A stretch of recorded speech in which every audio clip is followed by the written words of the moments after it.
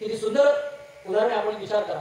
त्याने असं सांगितलंय की ज्या रसिकाच्या म्हणजे भगवत प्रेमाने जो बांधला गेलेला आहे असा जो भक्त आहे, असा जो रसिक आहे, त्याच्या अंतरामध्ये प्रेमाची जी दीप्ती आहे, प्रेमाची ज्योती आहे, ती कशी तेवत असते? निर्वातीचा दीपू सर्वथा नेणे कंपू. ज्या मंडपात, ज्या प्रासादात, ज्या खोलीत, आताच्या मराठीत ज्या रूम मध्ये एखादा दिवा ठेवलाय का जिथे पंखा चालू नाही, हवा शांत आहे, तिथला दिवा कसा जळतो? शांत जळतो. पंखा असेल तर एक दिवा फडफडते तरी नाही तर विझून तरी जाते. पण निर्वातीचा दीपू, जिथे हवा वाहत नाही, जिथे हवा शांत आहे, तिथला दिवा शांत जळतो.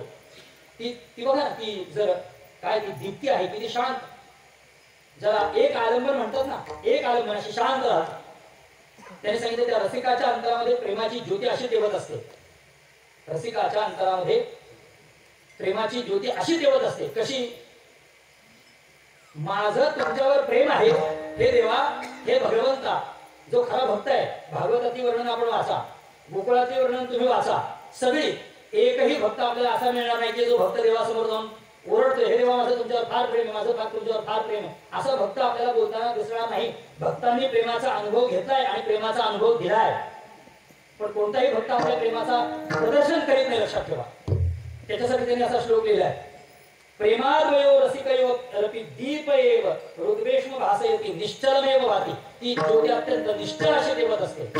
आणि ज्या क्षणी, ऐका, ज्या क्षणी तो बोलतो ना, माझं तुमच्यावर, हे देवा माझं तुमच्यावर फार प्रेम आहे, असं तुमच्यावर फार प्रेम आहे म्हणण्याकरता ज्यावेळी तो तोंड उघडतो ना, त्याने असं वर्णन केलंय, माझं तुमच्यावर प्रेम आहे हे सांगण्याकरता माणूस ज्यावेळी तोंड उघडतो त्यावेळी त्या तोंडातनं बाहेरची हवा आत जाते, बाहेरची हवा आत जाते. आणि अंतरामध्ये प्रेमाची जी दीप्ती प्रकाशलेली आहे, जी दीप्ती, जी ज्योती तेवत आहे, त्या बाहेरच्या हवेमुळे, बाहेरचा जो वारा आत जातो त्या वाऱ्यामुळे, त्या हवेमुळे ती दीप्ती, ती ज्योती एकतर फडफडते तरी नाहीतर विझून तरी जाते. याकरता प्रेम जिथे असेल तिथे तोंड उघडायचं नसतं. ढोबार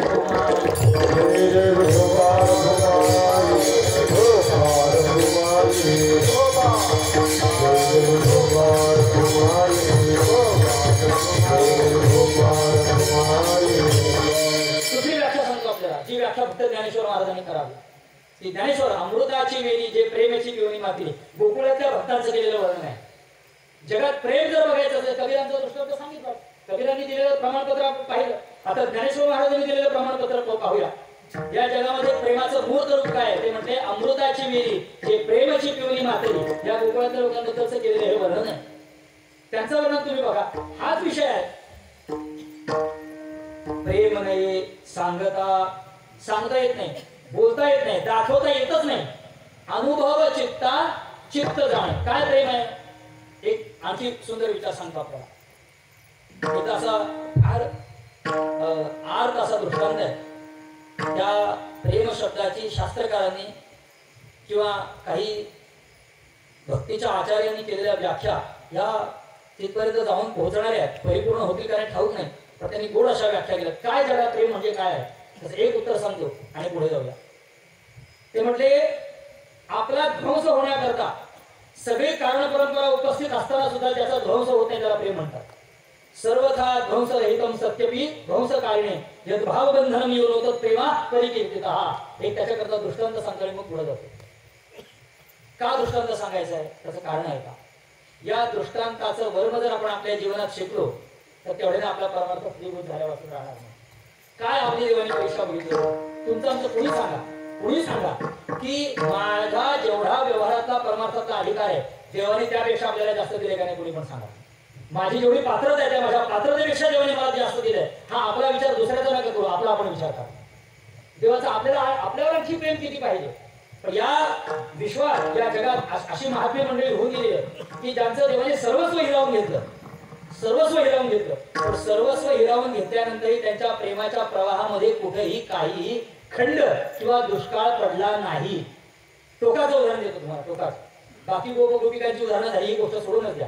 पण एक टोकाचं उदाहरण मी आपल्याच उदाहरण सांगतो. लहानपणी म्हणजे बाळपणी शाळेत एक 5वी 7वी पर्यंत सगळे मित्र शेवटपर्यंत राहिले, 10वी पर्यंत राहिले आणि नंतर नोकरी धंद्याच्या निमित्ताने मित्रांची ताटातूट झाली. 5-25 वर्षे हा त्या गावात तो त्या गावात परस्परांचा संबंध आला नाही. आणि असा मित्र जर बाजारात भेटला, असा मित्र जर बाजारात भेटला, एक संपन्न अवस्थेत आहे, एक विपन्न अवस्थेत आहे, आणि गरीब असलेल्या मित्रांनी श्रीमंत मित्राला हाक मारली. श्रीमंताने सुद्धा गरीबाला ओळखलं आणि गरीबानेही श्रीमंताला ओळखलं. पण त्या गरीब मित्राला जर श्रीमंत मित्राने ओळख दिली नाही म्हणून त्या गरीब मित्राने अनेक प्रकारे त्याला समजून सांगितलं. त्यावेळी आपण ओढ्यावर गेलो होतो, मग गुरुजींनी मारलं होतं, शाळेत पळून गेलो होतो, ह्या गोष्टी घडल्या, त्या गोष्टी घडल्या, हे सगळे आठवणी त्यांनी सांगितल्या. पण सगळ्या आठवणी सांगितल्यानंतरही त्याने त्याची ओळख कबूल केली नाही. मला तुम्हाला विचारायचं आहे, ज्या प्रेमाच्या भरात या मित्राने आपल्या मित्राला हाक मारली, ते प्रेम आपल्या मित्राविषयी शिल्लक आहे का? काही शिल्लक नाही राहणार ना. कसं आहे, अरे 10 वर्ष आपण एकत्र होतो, 10 वर्ष एकत्र होतो ना, 5-15 वर्षाच्या वियोगात तू विसरून गेला एवढ्या गोष्टी. बरं नाही दिली ओळख ती जाऊ द्या, त्याच्यानंतर भर बाजारात त्याचा अपमान केला. अरे म्हटलं कोण आहे तुझा, निघून जा, कळत नाही मला तू कोण आहे. असा कुठला मित्र असतो का माझा मित्र नाही, तू निघून जायचो, आणि गाडीत बसला आणि निघून गेला. आता मला सांगा, असा अपमान केल्यानंतर जर मैत्री प्रेम मित्रप्रेम शिल्लक आहे का?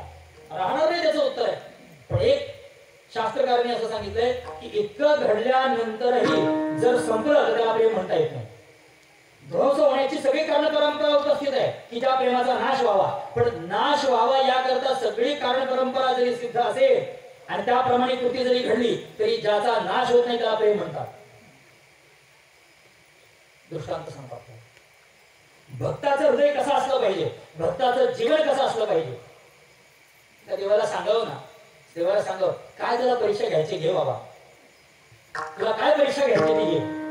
पण एक लक्षात ठेव, इतक्या परीक्षेनंतर सुद्धा या जन्मात नाही, जन्मजन्मांतरामध्ये मी तुझ्याशिवाय कोणालाही हात मारणार नाही. भानुदास महाराजांचं प्रमाण आठवा, जे हे आकाश वर पडो पाहे, ब्रह्मगोळ भंगा जाये, वडवादळ त्रिभुवन खाये, पुढे परिमी तुझीच वाच पाहिजे ना. आपल्या शब्दाचा तुझीच वाट बघणार, दुसरं कोणाला हात मारणार नाही.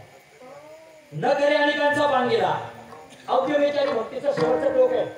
मला प्रेम सांगायचे आणि अव्यभिचारी भक्ती म्हणजेच प्रेम आहे, आणि निस्सीम प्रेम म्हणजेच अव्यभिचारी भक्ती आहे. हा प्रेम हा जो शब्द वापरतो ना, आता त्यात थोडा बदल करूया.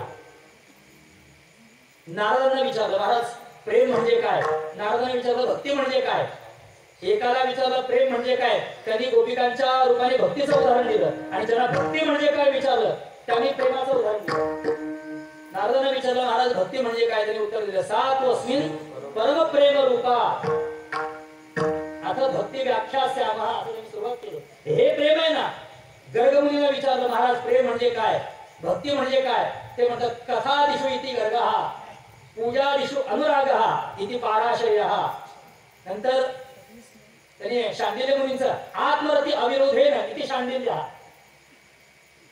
आत्मानुसंधान जे चाललंय त्याचा जो प्रवाह आहे त्यात कुठेही विरोध न होणं म्हणजे भक्ती आहे. आणि नारदांना विचारलं भक्ती म्हणजे काय, ते म्हणतात सात्वस्मिन् परम प्रेम रूपा. ही भक्ती आहे. म्हणजे निस्सीम प्रेम, चांगले शब्द सांगू का, निर्निमित्त प्रेम म्हणजे भक्ती आहे. कुणावरही करा, निर्निमित्त जर प्रेम केलं तर ती भक्ती आहे. आणि ज्या भक्तीमध्ये ज्या प्रेमामध्ये निमित्त आलं तिला प्रेम म्हणता येत नाही, त्याला भक्ती म्हणता येत नाही. तिला भक्ती म्हणता येत नाही.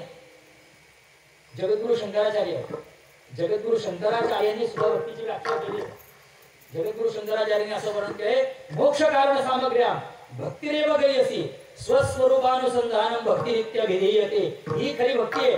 स्वस्वरूपाचं नित्य अनुसंधान चालू असणं याला म्हणतात ज्ञानोत्तर भक्ती. नारदस्तु तदर्पिता अखिलाचारिता तद्विस्मरणे परम व्याकुलते इति. अशा असती असं तुम्हाला कुठं पाहायला मिळालं? यथा ब्रजगोपिकानाम हे त्यांच्या प्रेमाचं खरं रूप आहे. म्हणजे प्रेमाच्या इतक्या व्याख्या त्यांनी केल्या. पण जगद्गुरु तुकाराम महाराज तरी म्हणतात प्रेम नये सांगता बोलता दाविता नाही. मग काय त्याच्यासाठी उत्तर एकच आहे, अनुभव चित्ता चित्त जाणे. प्रेम हा अनुभवण्याचा विषय आहे, प्रेम हा सांगण्याचा विषय नाही. मग का सांगितलं? तुम्हा मला कळावं याकरता सांगितलं.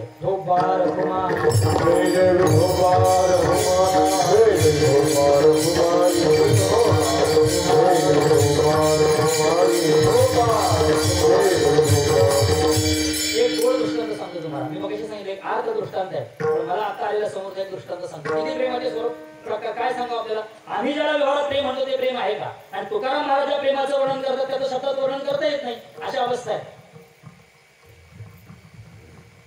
काय होतं, वेळ जर कमी उरला आणि डोक्यात असे विषयाचे प्रवाह असतात, मग काय करावं असं आहे, आपली वेळ 10 मिनिटाची उरलेली आहे, तेवढ्यात चिंतन करूया.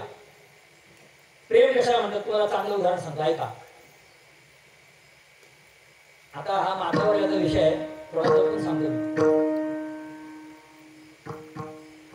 जेवढी त्यांच्या संबंधाने नाती असतात, त्या नात्यामध्ये एखादी कन्या नवविवाहित किंवा बरीच वर्ष ज्यांच्या विवाह झालेले आहेत, त्या 2 भावांच्या 2 पत्नी असतात, त्याला काय म्हणतात, जावईतून. काय म्हणतात, जाऊबाई असं म्हणतात. बरोबर आहे ना? तर तुमच्याकडे वेगळा शब्द आहे काही, तोच आहे. आता कोणी ताई म्हणतो, कोणी काय म्हणत असेल, जाऊ द्या. पण त्याला काय, आपल्या शुद्ध मराठीत जाऊ आणि 2 असतात, त्याला म्हणतात जावा. अनेक वचन, एक म्हणजे जाऊबाई आणि त्याचं अनेक वचन काय झालं, जावा. ते आपणच केलं बरं का. कारण जावा असा शब्द नाहीये.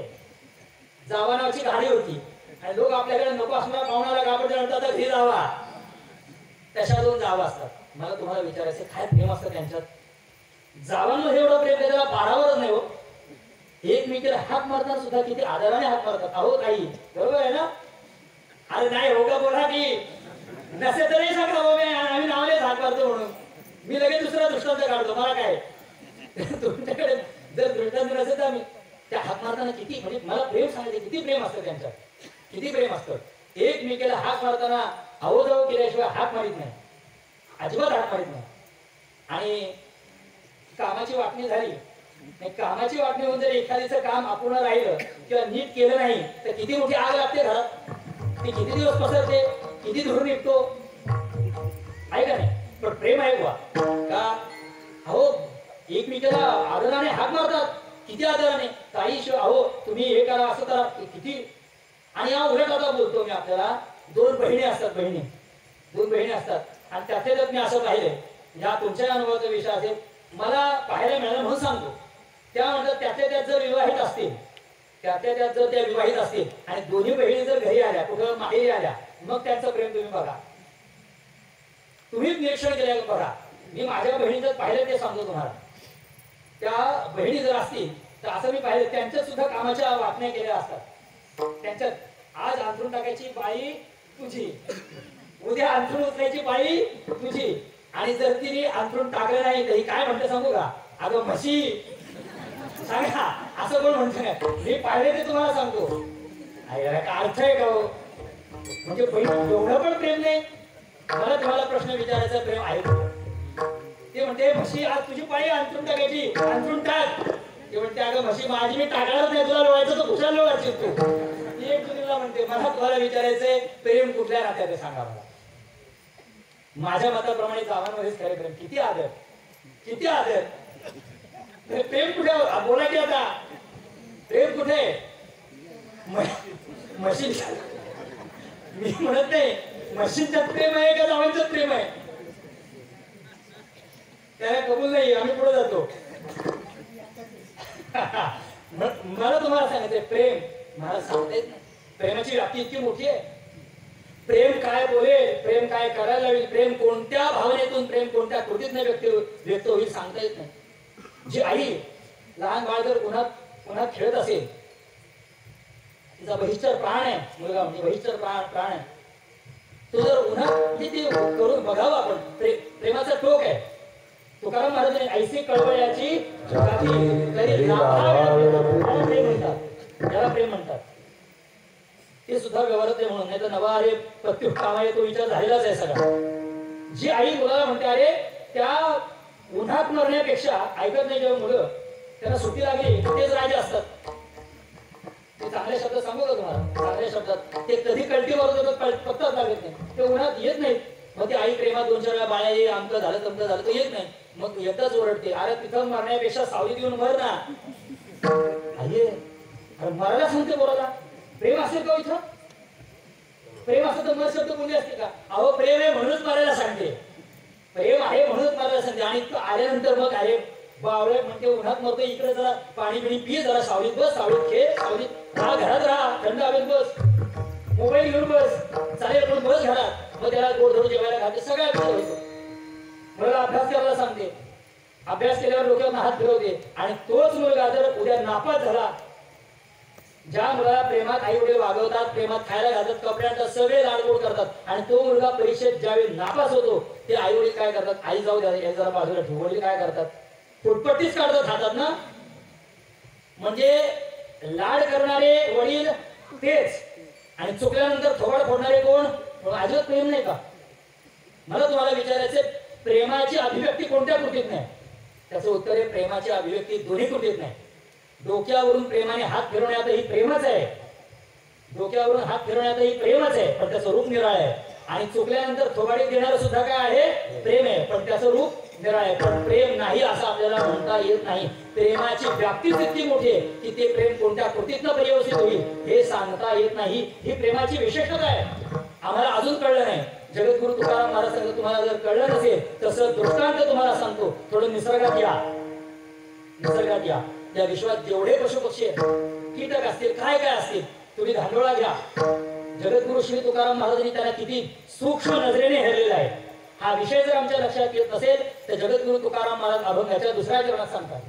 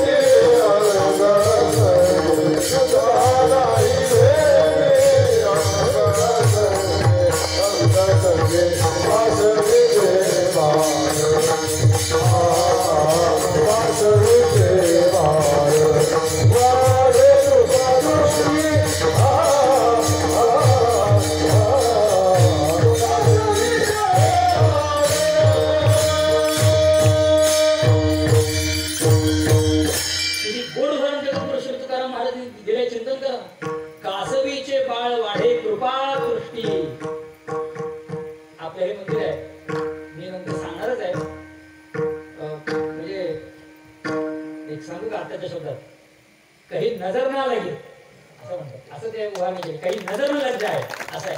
आणि खरं सांगू का, एकदा महाराज आपल्या इथं बोलले होते, आम्ही जे येतो ना या पंचकृषीची दृष्टच करायला येतो.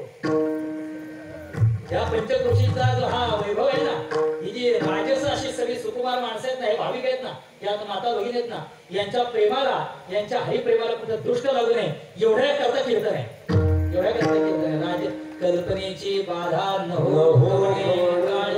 ही प्रांजळ भूमिका बरं का माझी महाराज. काय मी कोण आहे, आम्हाला काय येतं, आम्हाला काही येत नाही बुवा, आणि जे आहे ते गुरुंच आहे. किती किती किती काय व्याटचा, कितीतरी व्याटचा मोठा दिवा असेल, तो कधी लागेल, तो प्रकाश कधी देईल. मागणं वायर जोडली असेल आणि वायर जोडून फायदा नाही, त्यात करंट आला पाहिजे. तो वरचा करंट आला तर हा बल्ब प्रकाशित होणार आहे, ते काही होणार नाही, त्याला शून्य आहे. एखादी मेणबत्ती सुद्धा प्रकाश देते आणि बल्ब फिरून राहतो का? अरे सगळं जोडलंय, पण लाईट कुठे आहे, इलेक्ट्रिसिटी कुठे आहे, शक्ती कुठे आहे, आणि मेणबत्ती उजेड देते. तसं जर गुरुकृपेचा प्रवाह नसेल, परंपरेचा जर आशीर्वाद नसेल तर महाराज होणार नाही. मी कशा करता सांगितलं, हे सगळं आहे ना. जाऊ द्या, थांबतो, पुन्हा विषय तर तिकडे जाईल. त्या मंदिरात देवाच्या समोर कासवाची प्रतिकृती असते किंवा मूर्ती म्हणा, कासव प्रतीक आहे, कासव ठेवलं जातं. आपल्यापैकी किती लोकांना माहित आहे, किती लोकांना माहिती आहे की मंदिरामध्ये कासव का ठेवलं जातं? त्याचं उत्तर आहे, थोडक्यात सांगतो, वेळ संपते आपली. कासव हे परमप्रीतीचं द्योतक आहे, प्रतीक आहे. आणि त्याचं उत्तर जगद्गुरु तुकाराम महाराजांनी आपल्याला इथे सांगितलंय. त्याचा अर्थ असा आहे की जी कासवी आहे ती कासवी आपल्या पिलांचं भरण पोषण करण्याकरता त्यांना कासवीला निसर्गाने किंवा देवाने दुधाची योजना केलेली नाही. तिला कास नाही, कासवी आहे पण कास नाही. मग तिच्या पिलांचं भरण पोषण कसं होतं? तिथे तुकाराम महाराजांनी गोड विषय दिलाय महाराज. कासवीचे बाळ वाढे फक्त कृपा दृष्टीने. ती कासवी आपल्या पिलांकडे फक्त प्रेमपूर्वक नजरेने पाहते आणि त्या प्रेमपूर्वक नजरेचा परिणाम त्यांची वाढ होते. किती मोठा चमत्कार आहे हा चमत्कार नाही का? हे जे आता पुरोगामी स्वतः म्हणतात आम्ही देवधर्म मानत नाही असे म्हणतात, त्या लोकांनी करा विचार. जे देवसत्ता मानत नाही हे सगळं निसर्ग निर्मित आहे. तू कोण लागू केला शाळा निसर्ग सांगणार आम्हाला? आम्ही सांगतो काय तो हा पंढरीचा जयापासून सगळं महिमंडळ हे झाले. या सगळ्याला प्रसविणारा तोच आहे. प्रसवला विश्व तोची सर्व होय तो हा आहे. आणि त्या भगवंताने त्या कासवतीचं ठेवायचं कारण मी सांगतो तुम्हाला. ज्याप्रमाणे ती कासवी आपल्या मुलांकडे प्रेम पूर्ण नजरेने पाहते आणि मात्र दृष्टीने त्यांचं भरण पोषण करते, देवा तू सुद्धा आमच्याकडे असंच बघ, आम्हाला दुसरं तुझ्याकडून काहीही नको आहे. नरकी मुक्ती धनसंपदा द्यायचं झालं तर संत संगती हे त्याचं मागणं. पण परमप्रीतीचं अत्यंत उत्कट प्रीतीचं प्रतीक म्हणजे ती कासवी आहे. दुसरं शास्त्रीय कारण सांगतो, ती त्याला सस्तन प्राणी म्हणतात. ज्या प्राण्याचे कान बाहेर दिसतात त्याला सस्तन प्राणी म्हणतात प्राणीशास्त्राच्या नियमानुसार. कासवीचं तसं नाहीये. त्यामुळे ती मुलांना दुधा नाही भेटी अंग संगे, तिच्या पिल्यांना तिच्या दुधाचं प्राशन नाहीच निसर्गातच पाहिजे होता, फक्त प्रेमाची दृष्टी आहे. हे कळलं नसेल तर जगद्गुरु दुसऱ्या चरणामध्ये सांगतात, पोटामध्ये कोणी काय तुकाराम महाराजांचं निरीक्षण ऐकायला वाचा ना तुम्ही. आम्ही सांगतो तुकाराम महाराजांसारखा शास्त्रज्ञच नाही महाराज. त्यांनी सांगितलं तुकाराम महाराजांनी असं हेरलं की हे ते सर्प हे जे ते सरपटणारा प्राणी आहे, म्हणजे ज्या खाणी आहेत चार, जारज म्हणजे क्रम कदाचित मागे पुढे असेल, उद्भिज, जारज, स्वेदज आणि अंडज, यापैकी सर्प ही जी खाण आहे ती अंडज आहे, बरोबर आहे. आणि त्याच्यातून त्याची निर्मिती आहे. तुकाराम महाराजांनी असं हेरलं, त्या सर्पाची जी पिलं आहे, तो सर्प जो जन्माला येतो साप, त्याला पोटात असताना कोण शिकवायला गेलो की तुमचा जन्म झाल्याबरोबर तुम्ही लपा. तुम्हाला मला किडे मुंगी सगळ्या गोष्टी रस्त्याला सरपटताना दिसतात, बेशक फिरतात, पशु पक्षी. सर्प कधी दिसतो का असा? आता कीर्तन करते असा एका आला, गुळ ठेवलं तर मुंगा पटकन येईल, गुळ ठेवलं तर मुंगा पटकन येईल, पण साप नाही येणार. आला तर आम्ही त्याला ठेवणार नाही. अहो म्हणूनच सांगितलंय पोटामध्ये कोणी सांगितलेलं सर्पा उपजत लपा म्हणून. त्याचं कारण आहे तो विषधारी आहे. आणि दुसरी गोष्ट अशी आहे की असा निसर्ग आहे की त्याचा जन्म झाल्याबरोबर ती नागिन असे म्हणतात, असं आपण पाहिलं नाही पण वाचलं तेवढं समजतो, ती त्यांना खाऊन टाकते. ती त्यांची जी आई आहे तीच त्याला खाऊन टाकते. आणि ते खाल्लं जाऊ नये म्हणून त्या पिलांना अशी शिकवण आहे. पिलांनाच असं कळतं की जन्म झाल्याबरोबर इथून काय व्हा, लपा लपा उपजत लपा म्हणून. पोटामध्ये कोणी सांगितले सर्पा उपजत लपा, तुमचा जन्म झाल्याबरोबर तुम्ही इथून निघून जा, लपून राहा. म्हणजे पहिल्यांदा त्यांची हत्या होऊ नये म्हणून, आणि त्याच्या अगोदर त्यांनी आपल्या मातेचं भक्ष बनू नये म्हणून. हे त्याचं उत्तर उपजत लपा म्हणून. तुकाराम महाराजांनी असा आपल्याला प्रश्न विचारलाय, काय रे बाबा, जर तुला ही प्रेमाची संगती पडत नसेल तर या संगतीचा विचार तू काय सांगशील? यांना शिकवायला कोण गेलं? तसं आपला जो अर्भक आहे, आपल्या उदरातून ज्याची निर्मिती झालेली आहे, आपण ज्याला प्रसवलेलं आहे, त्या मुलावर जे आईचं अगतिक प्रेम राहतं, ते प्रेम करण्याकरता कोणता तंतू आहे दोघांमध्ये? त्यांच्यामध्ये दृष्ट असा कोणताही तंतू नाही. पण महाराजांचं प्रमाणे तेथीचा जिव्हाळा तेथे बिंबे, गर्भाची आवडी मातेचा डोहळा, तेथीचा जिव्हाळा तेथे बिंबे. यथामती अभंगाच्या 3 चरणाचा धावता भावार्थ झाला असं समजून मधले वेळ कीर्तनाची संपलेली आहे. संप्रदायपूर्वक मधलं भजन घेऊ आणि उरलेले 4-5 मिनिटांमध्ये कीर्तनाला विराम देऊ. सगळ्यांना मोठी हात जोडून विनंती आहे, मोठ्या प्रेमाने, पुन्हा ते प्रेम आलंच. कारण ज्यावेळी आपण कीर्तनामध्ये त्या मारुतीरायांचं वर्णन केलंय, यत्र यत्र रघुनाथ कीर्तनम तत्र तत्र कृतमस्तकांजलिं वास्तवारि परिपूर्ण लोचनम मारुतिं नमत राक्षसांतकम. त्या मारुतीरायांचं वर्णन आहे, ते भक्तोत्तम आहे. आणि त्याने असं सांगितलंय की मारुतीला हे बुद्धिमतां वरिष्ठ आहे, ज्ञानिनाम अग्रगण्यम बुद्धिमतां वरिष्ठम, सगळ्या बाजूत श्रेष्ठ आहे. पण जिथे जिथे देवाचं कीर्तन चालतं ना, ते म्हणतात तिथे ते टाळी वाजवण्याकरता हजर असतात. जिथे रघुनाथाचं कीर्तन चालतं, जिथे रामरायांच्या नामाचा उच्चार होतो, इतके ज्ञानी असताना सुद्धा ते हा विचार करीत नाही की वक्ता कोण आहे, ते त्या कीर्तनात जाऊन बसतात. म्हणून तुम्ही बघा, जिथे रामकथा चालते ना तिथे असं आसन मांडलं जातं. कुणाकरता? एक आसन रिकामं असतं अशी एक भावना आहे, अशी श्रद्धा आहे की त्या आसनावर मारुतीला येतात आणि येतातच बरं का, येतातच. सांगितलं कशा करतात, ज्यावेळी आपण कथेला बसतो कथेला दक्ष असलं पाहिजे आणि ज्यावेळी भगवंताचं भजन घेतो ताठ बसून हाताने मोठ्या उत्साहाने टाळी वाजवायची आणि मुखाने देवाच्या नावाचा उच्चार करायचा आहे. विठोबा रखुमाई जय जय विठोबा रखुमाई जय विठोबा रखुमाई जय विठोबा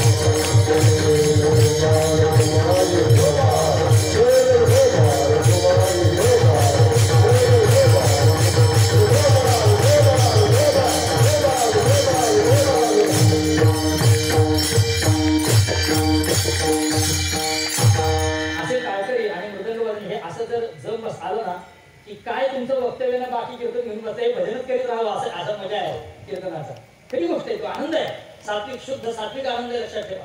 असो प्रेमने सांगता बोलता दाविता अनुभव चित्ता चित्त जाणे कासवीचे बाळ वाढे कृपा दृष्टी दुधा नाही भेटी अंगसंगाने दुधाची भेटी होत नाही. पोटामध्ये कोणी जगद्गुरु तुकाराम महाराजांचे मत मांडायचे त्याच्या पुष्टी करतात. जगद्गुरु तुकाराम महाराजांनी दृष्टांत दिलाय. पोटामध्ये कोणी सांगितले सर्पा आणि एक दृष्टांत तुमच्या आमच्यातला जगद्गुरु तुकाराम महाराजांनी दिला. बाबांनो एक माणूस असा आहे का त्याला तो सांगत नाही, तो बोलत नाही, पण तो बोलत नाही याचा अर्थ त्याला कळत नाही असं होत नाही. आता ते व्हॉट्सअपला येतो ना फार असं लय हुशार झाले. आता जेवढी माणसं हुशार झाले त्या बासरे बास हे ही व्हॉट्सअप नावाची युनिव्हर्सिटी आम्ही खिशात घालून फिरतो. एक युनिव्हर्सिटीच आहे. ते म्हणतात काय नको आता जाऊ. ते म्हणतात आम्ही बोलत नाही माघार घेतो म्हणजे आम्हाला काही कळत नाही असं नाही. आम्हाला सगळं कळतं पण आम्हाला मैत्री टिकवायचे म्हणून आम्ही बोलत नाही. अशा अर्थाचे बघा मेसेज असतात बरेच.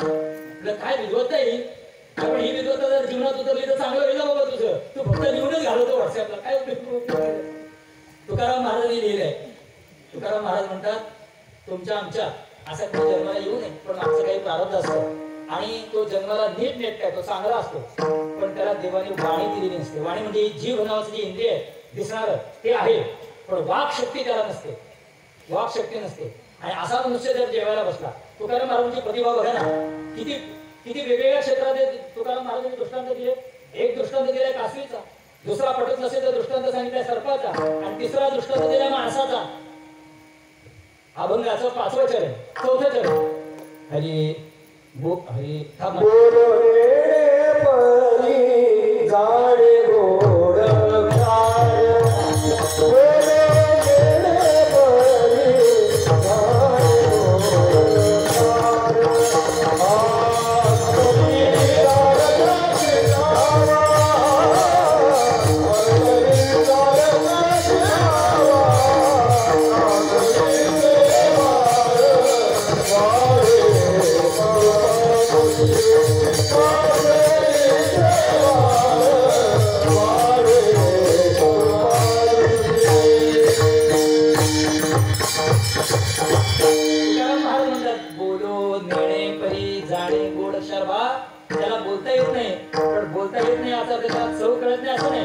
जर जेवायला बसला तर त्याला मीठ जास्त झालं तर त्यालाही खारट लागतं ना.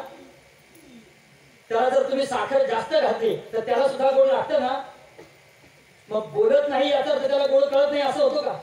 बोलत नाही याचा अर्थ त्याला खारट लागत नाही असं होतं का? नाही हो. तुकाराम महाराज म्हणजे त्याला क्षारही कळतं आणि त्याला गोडही कळतं, त्याला तिखटही कळतं आणि त्याला आंबटही कळतं, सगळं त्याला कळतं. पण बोलो नेणे त्याला बोलता येत नाही. बोलो नेणे परी जाणे गोड क्षार. पुढे अंतरी विचार त्याचे जावा. आतल्या त्याचा अनुभव त्याला आहे. तसं जगद्गुरु तुकाराम महाराज म्हणतात आमचं हे जे हरिप्रेम आहे ना, आम्ही जे हरिभक्त आहोत ना, आमची ही जी भक्ती आहे भगवंताचं जे निस्सीम प्रेम आहे ना, ते प्रेम सूत्र डोळी हे डोळ्याने दिसणारे नाहीये, पण त्याचा अनुभव आमचा आम्हाला आहे. काय अनुभव आहे? नेतो तिकडे जातो हरी. ही त्या प्रेमशक्तीची त्या प्रेमसूत्राची ताकद आहे जगद्गुरु तुकाराम महाराज सांगतात. आणि तेच तुकाराम महाराज जगद्गुरु तुकाराम महाराज अभंगाच्या शेवटच्या शब्दामध्ये प्रतिपादन करताय की बाबांनो, अरे हा विचार तुम्हाला मी कशाला सांगितला पाहिजे असं बरं का. हे असा विषय आहे. असं फिरून फिरून फिरून फिरून तुकाराम महाराज सगळ्या बाजूने समजावून सांगितलं आणि तुमच्या लक्षात आलं की मग तुकाराम महाराज किती सोपं आहे ना. तुकाराम महाराज सांगतात सगळ्या दृष्टांतही पटवून देतात आणि पटवून दिल्यानंतर तुकाराम महाराजांची शैली पहा. अरे तुम्ही सुज्ञ आहात, तुम्ही जाणकार आहात, मी तुम्हाला कशाला सांगितलं पाहिजे? तुमचं तुम्हाला कळू नये का? आई मुलाला सांगते अरे बाळा तू एवढा हुशार मुलगा आणि असं रडतोस, शाळेत अभ्यासात इतका हुशार आहेस आणि कपड्यासाठी हट्ट करतोस, उद्या घेऊ नये कपडे आपण. आई कशी समजवते? जगद्गुरु तुकाराम महाराज तसं सांगतात. तुका म्हणे तुम्ही बरे विचारावे म्हणी. आपल्या मनाला प्रश्न करा ना, आपल्या मनाला प्रश्न करा ना, तुम्हाला मी वेगळं सांगायची गरज काय? आणि प्रश्न विचारल्यानंतर त्याचा परिणाम काय होईल? तुका म्हणे बरे विचारावे म्हणी आणि अरे तुम्ही चांगली जाणती माणसं, तुम्ही मला विचारायला कशाला येता? हा विषय विचारण्याचा नाही, याचा कारण त्यांनी सांगितले. प्रेमने सांगता बोलता गाविता अनुभव चित्ता चित्त जाणे याकरिता तुका म्हणे बरे विचारावे म्हणी आणि हे विचारण्याकरता येऊ नका. 1 मिनिटामध्ये गोड विषय सांगून सेवेला विराम देतो. मी मध्ये श्लोक सांगितला तुम्हाला. प्रेम काय आहे तेवढ्या प्रेम कळलं ना तरी आयुष्यात कल्याण होईल. 2 मिनिटं चालेल ना? 2 मिनिट महाराज चालेल ना? फार मार्मिक गोष्ट आहे महाराज. मीराबाईंच्या जीवनातली कथा आहे. आपण ऐकली असेल मला माहित नाही, पण घडलेली गोष्ट. मी चित्तौडगडला गेलो होतो आपण होतो चित्तौडगडला. तुम्ही जा कधीतरी चित्तौडगडला जा काही तिथं तुम्हाला दिसणार नाही. मी आज जे बोललो ना तुम्हाला महाराज, मूर्त चैतन्य इथं आल्यानंतर जसं मला कळलं ना तसं मूर्तिमंत प्रेम त्या चित्तौडगडच्या मीराबाईंच्या मंदिरात तिथं काहीच नाहीये, सजावट नाही, काही नाही. फक्त कृष्णाची मूर्ती आहे, मीराबाईंचं जुनं काहीतरी वस्त्र आहे. तिथं गेल्यानंतर मी असं म्हणेन, तिथे गेल्यानंतर ज्याच्या डोळ्यात पाणी आलं नाही तो भारतीयच नाही. अशा आवाज तिथे असे तरंग आहे. अशी गोष्ट घडली महाराज. मीराबाई ती राजकन्या होती आणि त्या तत्कालीन किती जातीची मोठी बंधनं होती त्या काळी. आणि मीराबाई रस्त्याने एकदा जात असताना कधी त्यांनी पाहिलं असेल नसेल माहित नाही, पण तत्कालीन जातीची बंधनं फार होती आणि त्यांच्या राज्यातल्या एका भंगी समाजाच्या मुलाने मीराबाईंना पाहिलं. प्रेमाचे काय परिणाम होते सांगता येत नाही महाराज. त्या भंगी समाजाच्या मुलाने, आता ही राजकन्या एक क्षत्रिय, त्यांच्याकडे मान उचलून वर बघायची हिंमत नाही कोणाची, पण त्यांनी त्याला पाहिलं आणि त्या मुलाच्या अंतरामध्ये त्यांच्याविषयी प्रेमाची भावना निर्माण झाली की मला विवाह करायचा ते यांच्याशीच करायचा आहे, मला विवाह करायचा ते यांच्याशीच करायचं आहे. आणि त्याने हट्ट आपल्या आईजवळ, आई म्हटलं अरे माझ्याजवळ बोला बा जरा आता घरी चल, इथे कापला जसे बा, इथे कापला जसे घरी चल. तो त्याने हातूनच सोडला. काहीतरी प्रयास करून मीराबाईंची गाठ घेतलीच त्याने आणि मीराबाईला तोंडावर सांगितलं की माझं तुमच्यावर प्रेम आहे, हे देवी मला माझ्याशी तुम्ही विवाहबद्ध व्हा. आता मीराबाई सामान्य होत्या का? ते का आताच्या काळातलं नव्हतं काम. आता प्रेम शब्दाची पार लोकांनी विटंबना करून टाकली. मी नेहमी सांगतो जगात जेवढ्या शब्दांची विटंबना झाली ना, त्या सगळ्यात जास्त विटंबना ज्या शब्दाची झाली त्या शब्दाचं नाव आहे प्रेम. आणि त्याच्यामध्ये आमच्या सिनेमा इंडस्ट्रीचा अगदी सिंहाचा वाटा आहे, नाही का? सिंहाचा वाटा. अरे तुम्हाला काय, तुमची पात्रताच नाही. प्रेम शब्द उच्चारण्याची पात्रता नाही लोकांची, उच्चारू नये. कारण जे निर्विकार आहे त्यालाच प्रेम म्हणतात. जिथे कामाचा संबंध आला तिथे प्रेम संपून जातो महाराज. तुम्ही काय प्रेमाच्या भाषा करता? प्रेम आमच्या संतांनी करावं. लक्षात घ्या, संतांनी देवावर केलं ते प्रेम आणि देवाने संतांवर केलं ते प्रेम. त्या मीराबाईंची भेट, त्या मीराबाईच त्या म्हटलं ठीक आहे एक करा. त्या मीराबाई होत्या, त्यांनी सांगितलं एक कर. बाबा मी तुझ्याशी विवाह करेन, सगळी बंधनं झोडावून देऊन तुझ्या प्रेम विवाह तुझ्याशी विवाहबद्ध करेन, पण एक अट आहे म्हणजे काय? त्याने सांगितलं 8 दिवस तू एक काम करायचं. काय करायचं? 8 दिवसामध्ये तू भोजन पूजन काय करायचंय कर, पण भगवान श्रीकृष्ण वाचून तुझ्या मुखातलं कोणाचं दुसरं नाव घ्यायचं आलं नाही पाहिजे आणि भगवान श्रीकृष्ण वाचून दुसरं कुठलं स्मरण झालं नाही पाहिजे. 8 दिवसात तुझी कबुली तू मला दे. 8 दिवस भगवंताच्या नावाचा उच्चार आणि मनी मानसी अन्य कोणताही माझा सुद्धा विचार तुझ्यात येता कामा नाहीये. आणि 8 दिवसात तूच मला येऊन सांगायचं की मला भगवान श्रीकृष्णा व्यतिरिक्त काय आठवलं आणि काही नाही आठवलं. त्याने कबूल केलं. त्याचं खरं प्रेम होतं, त्या तरुणाचं खरं चांगलं प्रेम होतं. तो खरं प्रेम त्याने नमस्कार केला, ठीक आहे म्हणतो, तसंच करतो. आणि तो घरी गेला, आसन मांडलं आणि कृष्ण कृष्ण जय कृष्ण कृष्ण. काही महाराज कृष्णाशिवाय काही नाही. काय परिणाम घडला? कृष्णाची या सुखे चिंतने चिंतने तद्रूपता. परिणाम असं जरा कळलेची नाही झाली किती दिस बाहेर असे विसरले. महाराज 8 दिवसाचा परिणाम असा घडला, साप भी मरे और लाठी भी न तुटे. मी सांगितलं मीराबाई होते त्या, दुसऱ्या कोणी असं काही बोलले असते. तिने सांगितलं 8 दिवस भगवान श्रीकृष्णाचं चिंतन कर, मी तुझ्या प्रेमाला वश होणार आहे, मी विवाहबद्ध होईन तुझ्याशी, चिंता करू नको. बिचारा गेला आणि मीरेच्या प्राप्तीकरता कृष्णाची भक्ती करायला लागला.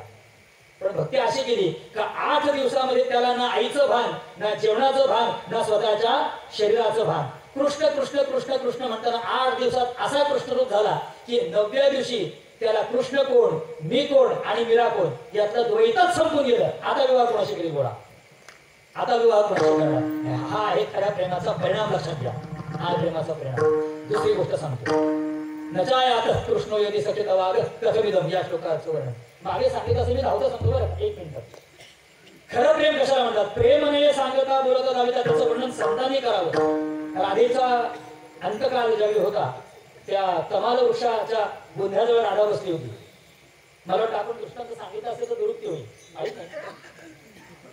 उत्तर, राधा जीवनाच्या उत्तरकाली, अत्यंत उत्तरकाली कमाल वृक्षाखाली बसली होती. कारण हा बाबा म्हणजे काय साधा समजू नका. हा जो ते निघून गेला, द्वार गेला, तो तिकडच, बरं तिथं पण थांबला नाही. पांडवा घरी कोण राधेला विचारतोय? महाराज मला तुम्हाला विचार, असा ज्याच्यावर नितांत प्रेम केलं, असा जर आपला प्रिय व्यक्ती जर आपल्याला विचारणारच नाही तर प्रेम शिल्लक काही राहणार नाही. पण त्यांचं राहिलं ना शिल्लक. ती ललिता नावाची तिची मैत्रीण होती आणि राधेला विचारते काय जीवनाची अवस्था आहे, आता तू जाणार आहे मला कळतंय. ती म्हणते मी मरणार आहे मला पण माहित आहे. राधा म्हणते मी जाणार आहे मला पण कळतंय, पण काय करू, माझ्या मुखातलं नाम थांबेना. ललितेने विचारलं तिला, तुझ्या मुखातलं कृष्णाचं नाव सुद्धा थांबायला तयार नाही, पण तो तिकडे जाऊन बसलाय, त्याला बोलवू का मी? त्याचं दर्शन घेऊन प्राण सोडणार आहेस का? राधा म्हणते त्याला बोलू नकोस, त्याला मी जाणते. कारण त्याचं आहे, भगवंताच्या थोड्या संतांशिवाय कोणी जाणत नाही. लक्षात ठेवा, देव स्वतःला जेवढा ओळखत नाही ना तेवढे संत ओळखतात.